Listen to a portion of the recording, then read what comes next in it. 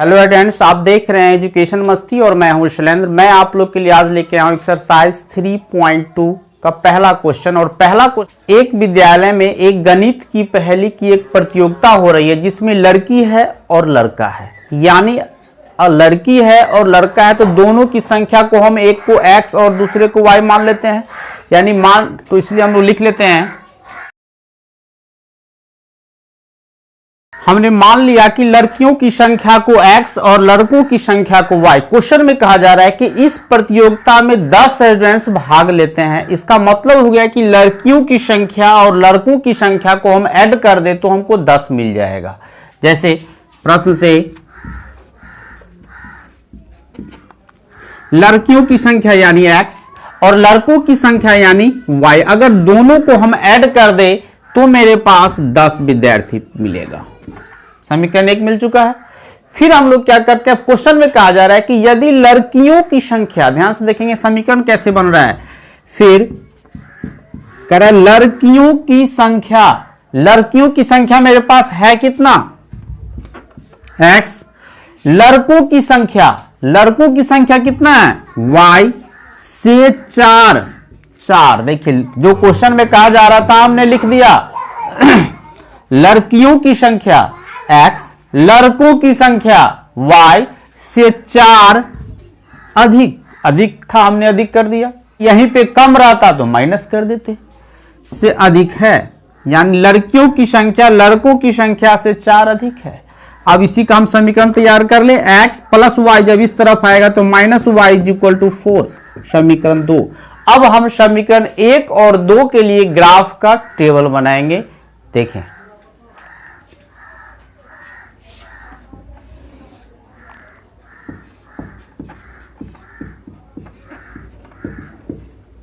हम लोग पहुंच रहे हैं समीकरण 1 से। समीकरण 1 है मेरा कि x plus y is equal to 10, तो x इज इक्वल टू हो गया मेरा 10 और ये प्लस y जब RHS में जाएगा तो हो जाएगा माइनस y। फिर एक टेबल हमने बनाया,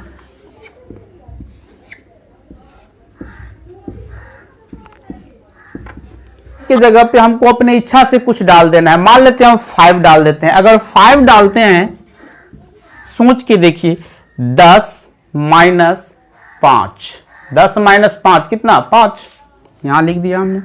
10 माइनस 6 यानी 4, 3 डाल देते हैं तो 10 माइनस 3 यानी 7। समीकरण 1 के लिए मेरा टेबल तैयार हो चुका है। और फिर अब समीकरण 2 के लिए टेबल बना रहे हैं। समीकरण 2 से, समीकरण 2 था मेरा कि x minus y is equal to 4, यानी x इज इक्वल टू मेरा हो गया 4 प्लस वाई। फिर हम लोग इसका एक टेबल तैयार कर लें।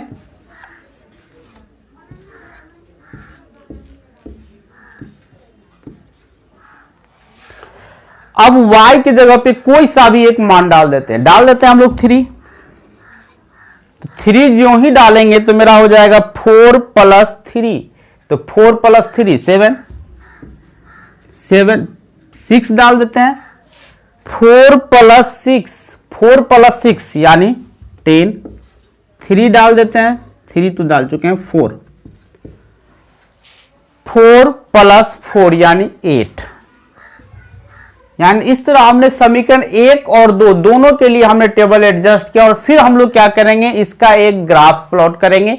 जब ग्राफ प्लॉट करेंगे तो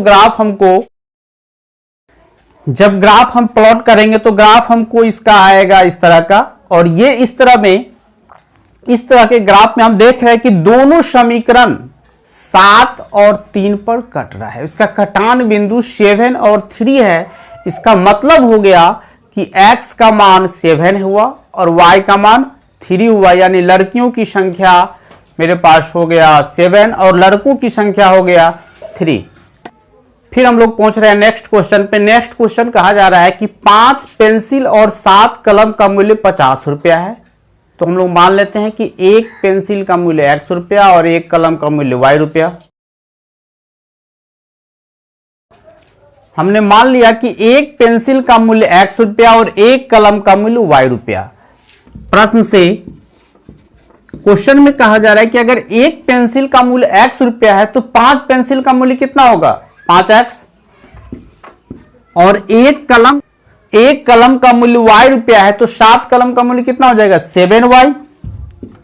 और टोटल निकालने के लिए हमको ऐड का बटन करना पड़ेगा और इक्वल टू समीकरण 1।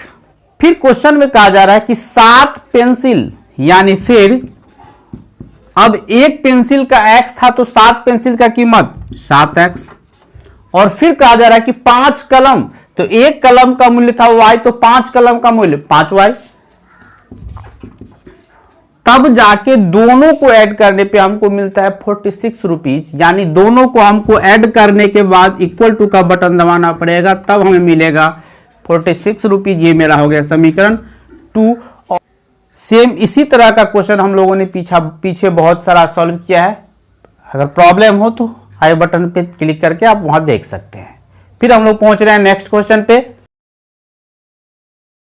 क्वेश्चन में कहा जा रहा है कि A1 बट्टा A2, B1 बट्टा B2 और C1 बट्टा C2 को पहले आप चेक कीजिए। चेक करने के लिए हमने एक टेबल भी दिखाया था कि A1 बट्टा A2, B1 बट्टा B2 और C1 बट्टा C2 तीन स्थिति में उसका कंडीशन सेट होता था। पहला कंडीशन था मेरा कि अगर A1 बट्टा A2 is not equal to B1 बट्टा B2 होता है तो उसको हम लोग अविरोधी युग्म बोले थे, संगत युग्म भी बोले थे।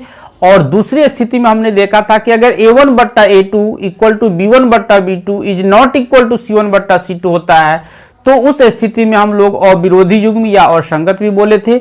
अगर फिर देखे हमने कि अगर तीनों बराबर हो जाए, यानी A1 बट्टा A2 बराबर B1 बट्टा B2 और बराबर C1 बट्टा C2 हो जाता था, तब उसको हम संगत तो बोलते थे, लेकिन उसका दूसरा नाम होता था आश्रित युग्म। तो हमको वही देखना है और उसके टेबल के अनुसार ही काम करना है। पहला क्वेश्चन था कि 5x minus 4y plus 8 is equal to 0 और 7x plus 6y minus 9 equal to 0। अब इसमें हमको सबसे पहले चेक करना है A1 बट्टा A2 कितना होता है। अगर A1 का मान हमने देखा तो हमने बताया कि x का गुणांक, पहले समीकरण के लिए x का गुणांक जो होगा वो A1 होगा, y का जो गुणांक होगा पहले समीकरण के लिए वो A2 B1 होगा, और जो पहले समीकरण का अचर पद होगा वो C1 हो जाएगा। यानी हम सबसे पहले इसमें चेक कर ले A1 बट्टा A2।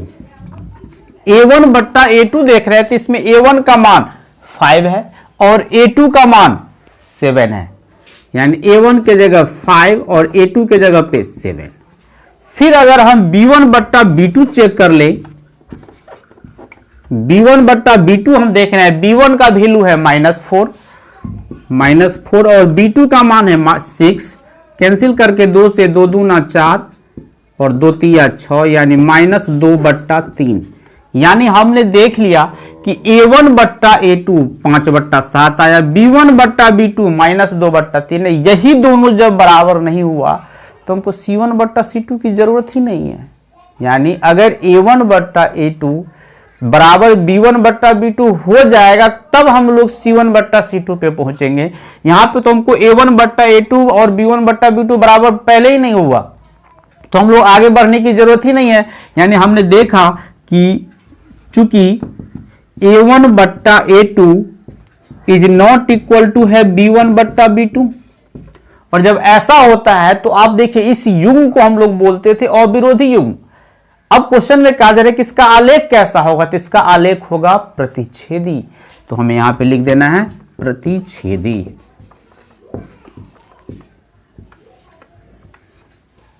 इसी तरह इस क्वेश्चन में 2-3 क्वेश्चन और है जिसको आप सॉल्व कर लेंगे।